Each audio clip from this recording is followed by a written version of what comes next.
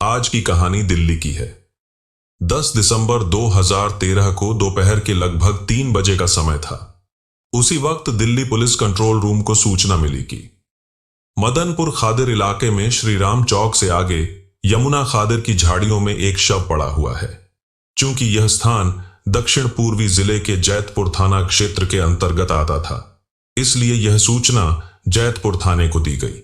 इसके बाद police control room ने पीसीआर वैन को भी मौके पर भेज दिया। यह घटना 10 दिसंबर 2013 की है। उस समय जैतपुर थाने में इंस्पेक्टर रविंद्र कुमार तोमर मौजूद थे। जैसे ही उन्हें जैतपुर थाना क्षेत्र में शव मिलने की खबर मिली, उन्होंने तुरंत सब इंस्पेक्टर नरेंद्र कुमार, हेमंत कुमार और हेड कांस्टेबल बालिंदर को अपने साथ लिया और श्री राम चौक की ओर रवाना हो गए। श्री राम चौक थाने से सिर्फ 200 मीटर की दूरी पर था, इसलिए पुलिस टीम तुरंत ही वहां पहुंच गई। पर मौजूद लोगों ने बताया कि शव पुष्टा से करीब 500 मीटर की दूरी पर यमुना खादिर की झाड़ियों में पड़ा है। इंस्पेक्टर और उनकी टीम झाड़ियों की ओर बढ़े, जहां कुछ लोग पहले से खड़े थे। वहां पहले से पीसीआर वैन भी पहुंच चुकी थी। जब पुलिस वहां पहुंची तो उन्होंने देखा कि झाड़ियों के बीच एक युवक का शव पड़ा हुआ था, जिसकी उम्र लगभग 25 से 30 साल के आसपास थी। वह जीन्स और गुलाबी रंग का स्वेटर पहने हुए था। शव के सिर और चेहरे को बुरी तरह कुचला गया था। पास ही एक ईंट पड़ी थी, जिस पर रक्त और बाल लगे हुए थे। दोस्तों, वीडियो में आगे बढ़ने से पहले वीडियो को लाइक जरूर करें, एक छोटा सा कमेंट भी कर दें और हमारे चैनल अपकमिंग अद्विक को सब्सक्राइब करना भी ना भूलें। तो चलिए आगे बढ़ते हैं वीडियो में और सब कुछ विस्तार से समझने की कोशिश करते हैं। पुलिस ने जब शव को ध्यान से देखा तो अनुमान लगाया कि हत्यारों ने लाश का चेहरा ईंट से इसलिए कुचल दिया होगा ताकि उसकी पहचान ना की जा सके। लाश की हालत देखकर ऐसा लग रहा था कि चेहरे और गर्दन का कुछ मांस किसी जानवर ने खा लिया था। चेहरा बुरी तरह से कुचला हुआ था, जिसके कारण वहां मौजूद कोई भी व्यक्ति शव की पहचान नहीं कर पाया। पुलिस ने जब शव की तलाशी ली तो उसकी जेब से एक पर्स मिला। उस पर्स में 6 तस्वीरें मिली, जिनमें से 2 फोटो किसी पुरुष की थी और 4 फोटो किसी महिला की थी। पर्स में कुछ विजिटिंग कार्ड्स भी मिले, जो मुख्य रूप से एसी और कूलर की मरम्मत या सर्विस से संबंधित थे। इसके अलावा जेब में 1400 रुपए नकद और एक बैंक स्लिप भी थी। यह slip Jamia co operative bank Madanpur Khadir की थी। इस स्लिप से पता चला कि नब्बी मोहम्मद नाम के व्यक्ति ने शहनाज नाम की महिला के खाते में जुलाई 2013 में 40,000 रुपए जमा किए थे। जेब में पैसे मिलने के बाद यह साफ हो गया कि हत्या का मकसद लूटपाट नहीं था। अब सवाल यह था कि हत्या क्यों और किसने की थी। हालांकि सबसे पहले जरूरी था कि लाश की पहचान की जाए। पुलिस ने मृतक की जेब से मिले विजिटिंग कार्ड्स पर लिखे नंबरों पर संपर्क किया, लेकिन वहां से मृतक के बारे में कोई खास जानकारी नहीं मिल पाई। अब पुलिस के पास केवल बैंक की पर्ची ही एकमात्र सुराग था। इंस्पेक्टर रविंद्र कुमार तोमर ने जांच को आगे बढ़ाने के लिए 2 कांस्टेबलों को जामिया को ऑपरेटिव बैंक भेजा। वहां से यह पता चला कि जिस शहनाज नाम की महिला का खाता को ऑपरेटिव बैंक में है, वह शाहीन बाग में रहती है। बैंक से पुलिस को शहनाज का मोबाइल नंबर भी मिल गया। घटनास्थल पर पुलिस ने शव का पंचनामा भरने के बाद उसे अखिल भारतीय आयुर्विज्ञान संस्थान की मोर्चरी में रखवा दिया। इस ब्लाइंड मर्डर केस को सुलझाने के लिए डीसीपी डॉक्टर पी करुणाकरण ने सरिता विहार के एसीपी विपिन कुमार नायर की देखरेख में एक विशेष पुलिस टीम बनाई। पुलिस को बैंक से शहनाज का जो फोन नंबर मिला था, उसे इंस्पेक्टर तोमर ने अपने फोन से डायल किया। फोन किसी इरफान नाम के आदमी ने रिसीव किया। इंस्पेक्टर तोमर ने उसे जानकारी दी कि पुलिस को यमुना खादिर की झाड़ियों में एक युवक की लाश मिली है। मरने वाले की जेब से कुछ फोटोग्राफ्स भी मिले हैं। उन तस्वीरों को पहचानने के लिए आपको थाना जैतपुर आना होगा। उधर से इरफान ने जवाब दिया कि वह अभी शहर से बाहर है, लेकिन वह अपने छोटे भाई को थाने भेज रहा है। वह पुलिस की मदद करेगा। करीब आधे घंटे बाद इरफान का भाई थाने पहुंचा। पुलिस ने उसे फोटोग्राफ्स दिखाए, लेकिन उसने कहा कि वह उन्हें नहीं पहचानता है। इसके बाद इंस्पेक्टर तोमर ने लाश के जो कुछ फोटो अपने मोबाइल से खींचे हुए थे, उन्होंने वे तस्वीरें भी इरफान के भाई को दिखाई, लेकिन उसने लाश को भी पहचानने से इनकार कर दिया। उसके बाद करीब 2 घंटे बाद इरफान खुद थाने पहुंचा।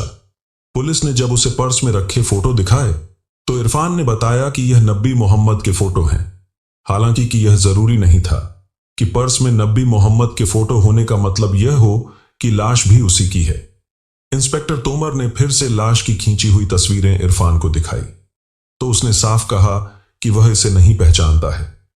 पूछताछ के दौरान इरफान से पुलिस को पता चला कि नबी मोहम्मद नोएडा के कुलेसरा गांव का रहने वाला है। क्योंकि उस समय रात हो चुकी थी, इसलिए पुलिस ने अगले दिन सुबह नोएडा जाने का फैसला किया। 11 दिसंबर 2013 को पुलिस की एक टीम कुलेसरा में नबी मोहम्मद के घर पहुंची। वहां उन्हें उसकी पत्नी नूर फातिमा मिली। पुलिस ने उसे नबी मोहम्मद के बारे में पूछा। नूर फातिमा ने पुलिस को बताया कि उसके पति कल से घर से बाहर हैं, लेकिन उनके पति ने यह नहीं बताया कि वे कहां जा रहे हैं। वैसे भी वे अक्सर बिना बताए 2-3 दिन के लिए कहीं चले जाते हैं और फिर वापस आ जाते हैं। आज या कल तक लौट आएंगे। नूर फातिमा ने पुलिस वालों से पूछा कि आप लोग उनके बारे में क्यों पूछ रहे हैं। तो पुलिस ने उन्हें बताया कि कल दिल्ली के यमुना खादिर इलाके में एक लाश मिली थी। पुलिस वालों ने कहा कि आप थाने आकर लाश के फोटो और उसके साथ मिले सामान को देख लें।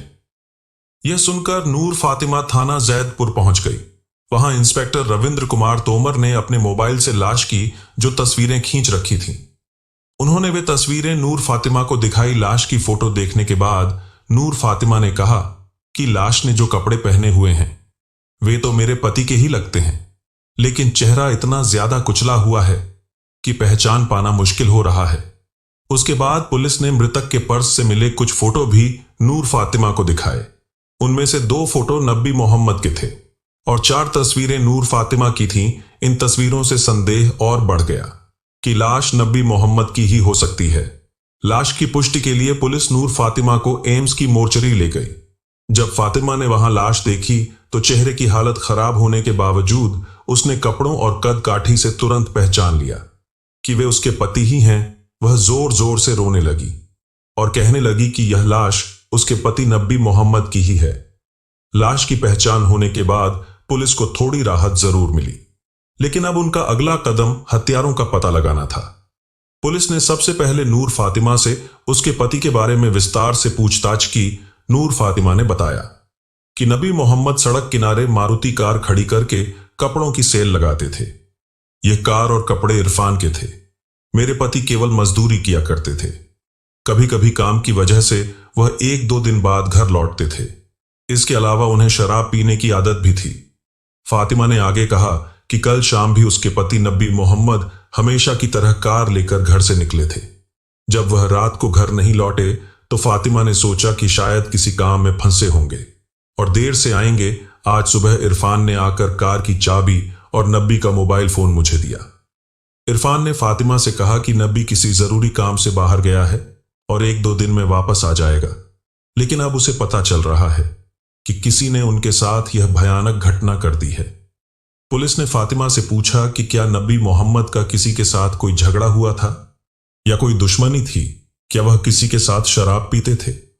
इस पर फातिमा ने कहा कि उसे ऐसी कोई जानकारी नहीं है कि उनका किसी से झगड़ा हुआ हो।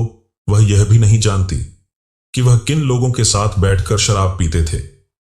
पुलिस को फातिमा की बातों पर भरोसा नहीं हो रहा था, इसलिए उन्होंने नबी मोहम्मद, नूर फातिमा और इरफान के मोबाइल फोनों की कॉल डिटेल्स निकलवाई। इन डिटेल से पुलिस को चौंकाने वाली जानकारी हाथ लगी, जिसे जानकर पुलिस भी हैरान रह गई।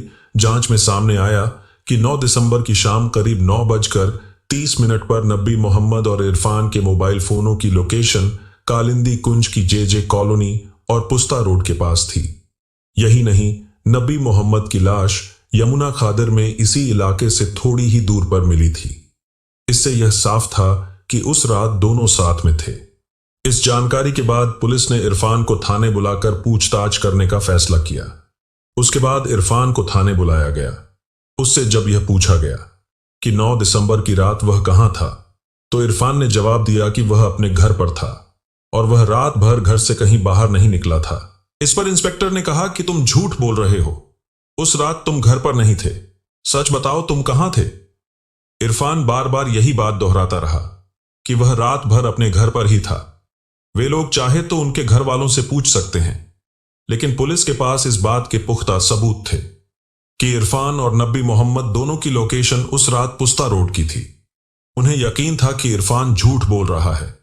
इसके बाद इंस्पेक्टर ने इरफान से मनोवैज्ञानिक तरीके से पूछताछ शुरू की। इस प्रक्रिया में इरफान आखिरकार टूट गया और उसने सच कबूल कर लिया। उसने बताया कि नबी मोहम्मद ने उसका जीना मुश्किल कर दिया था, इसलिए मजबूरी में उसे उसकी हत्या करनी पड़ी। इरफान ने यह भी स्वीकार किया कि इस हत्या में उसके 2 दोस्त भी शामिल थे। इसके बाद इरफान ने पुलिस को वह कारण बताया जिसके चलते उसने नबी मोहम्मद की हत्या की थी।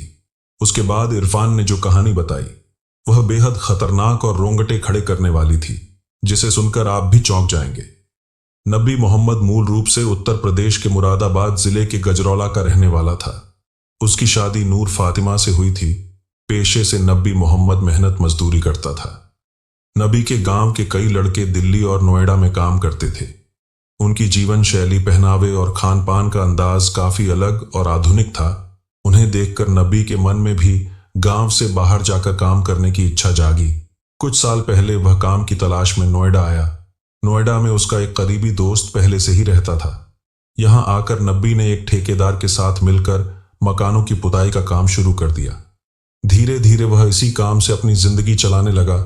नबी मोहम्मद ने जब ठीक ठाक कमाई शुरू की तो उसने अपनी पत्नी नूर फातिमा को भी गांव से बुला लिया और नोएडा के कुलेसरा गांव में किराए पर एक कमरा लेकर रहने लगा। यह करीब 3 साल पहले की बात है। एक दिन नबी मोहम्मद दिल्ली के मदनपुर खादिर एक्सटेंशन की कच्ची बस्ती में रहने वाले मोहम्मद इरफान और फुरकान के घर पुताई करने गया। इरफान मूल रूप से उत्तर प्रदेश के मुरादाबाद के गजरौला कस्बे का रहने वाला था। उसके परिवार में उसकी पत्नी शहनाज और 4 बच्चे थे। इरफान कई काम करता था, जैसे सड़कों के किनारे कार में कपड़ों की सेल लगाना, प्रॉपर्टी डीलिंग और कूलर का काम। इन सब के चलते उसकी अच्छी खासी आमदनी होती थी। घर पर पुताई करते वक्त नबी मोहम्मद और इरफान की बातचीत हुई। इसी दौरान दोनों को पता चला कि वे दोनों एक ही राज्य और एक ही जिले के रहने वाले हैं। इससे दोनों के बीच अच्छी दोस्ती हो गई। इरफान को नबी मोहम्मद की हालत देखकर सहानुभूति हुई। नबी मोहम्मद अपने काम से परेशान था, इसीलिए उसने इरफान से कोई दूसरा काम दिलाने की बात की। इरफान को अपने साथ काम करने के लिए एक भरोसेमंद आदमी की जरूरत थी, इसीलिए उसने नबी को अपने साथ काम करने का प्रस्ताव दिया। नबी ने तुरंत यह बात मान ली और फिर इरफान के साथ कपड़ों की सेल लगाने का काम शुरू कर दिया। इरफान के साथ नबी के अलावा 2 और लड़के भी काम करते थे। चूंकि इरफान और नबी एक ही इलाके के थे, इसलिए उनकी आपस में अच्छी बनती गई। इरफान का नबी के घर भी आना जाना होने लगा। रहन सहन और आर्थिक स्थिति को देखकर नबी की पत्नी नूर फातिमा काफी प्रभावित हुई। नूर महत्व आकांक्षी थी और पति की आमदनी से उसकी ख्वाहिशें पूरी नहीं हो पा रही थीं। घर चलाना तक मुश्किल था। इरफान यह सब समझ गया और उसने नूर फातिमा को अपनी ओर आकर्षित करने का प्रयत्न करने लगा। दूसरी ओर नूर फातिमा भी इरफान के करीब आने लगी। धीरे धीरे इरफान और नूर फातिमा के बीच नजदीकियां बढ़ने लगी। इरफान नूर की आर्थिक मदद करने लगा और उनकी हर जरूरतों को पूरा करने लगा। कुछ समय बाद उनके बीच अवैध संबंध बन गए। करीब 1 साल तक उनका यह रिश्ता ऐसे ही चलता रहा, लेकिन इस बात की भनक नबी मोहम्मद को नहीं लगी। नबी मोहम्मद का इरफान पर काफी भरोसा था, क्योंकि इरफान उसे अक्सर शराब के लिए पैसे दे दिया करता था। नबी को यह नहीं पता था कि उसकी दोस्ती की आड़ में इरफान उसकी पत्नी के साथ गलत संबंध बना रहा है। कहते हैं कि गलत काम ज्यादा दिन तक छिपा नहीं रहता और एक दिन उसकी पोल खुल ही गई। यही इरफान के साथ भी हुआ। एक दिन नबी मोहम्मद ने अपनी पत्नी नूर फातिमा और इरफान को अपने ही कमरे में रंगे हाथों पकड़ लिया। इस घटना से नूर और इरफान बुरी तरह से डर गए। उनके चेहरे का रंग उड़ गया और वे घबरा गए कि अब नबी मोहम्मद क्या करेगा। लेकिन उस समय नबी मोहम्मद ने किसी से कुछ नहीं कहा और वह बिल्कुल शांत रहा। हालांकि कोई भी मर्द अपनी पत्नी को किसी गैर के साथ ऐसी स्थिति में देखेगा तो उसका गुस्सा भड़कना स्वाभाविक है। मर्द भले ही बाहर कहीं और मनमाने करता रहे, लेकिन अपनी पत्नी से वफादारी की उम्मीद रखता है। फिर भी नबी मोहम्मद शांत रहा। उसने ना तो नूर फातिमा पर गुस्सा किया और ना ही उसे पीटा। यह देखकर नूर फातिमा और इरफान दोनों हैरान थे।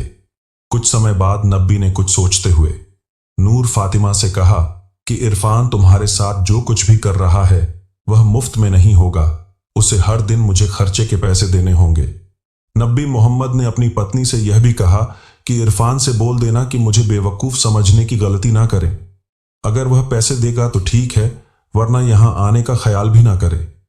नबी मोहम्मद की यह बात सुनकर नूर फातिमा चकित रह गई। उसे समझ नहीं आ रहा था कि उसका पति ऐसी बात क्यों कर रहा है। हालांकि वह मन ही मन खुश भी हुई, क्योंकि उसे लगा कि अब वह इरफान के साथ आराम से समय बिता सकेगी और घर की आर्थिक स्थिति भी सुधर जाएगी। उसके बाद उसने नबी मोहम्मद की कही बात इरफान को बताई। यह सुनकर इरफान भी खुश हो गया। उसे लगा कि अब वह बिना किसी डर के नूर फातिमा से मिल सकेगा। इसके बाद इरफान ने नूर फातिमा के लिए खाने पीने का इंतजाम करना शुरू कर दिया और नबी मोहम्मद को भी पैसे देने लगा। अब नबी मोहम्मद को उनके संबंधों से कोई आपत्ति नहीं थी। इस तरह दोनों ने खुलेआम अपनी मौज मस्ती जारी रखी। इरफान की पत्नी शहनाज को इस बात की बिल्कुल भी जानकारी नहीं थी कि उसका पति किसी और औरत के साथ भी रिश्ते में है। शहनाज के इसी विश्वास का इरफान पूरा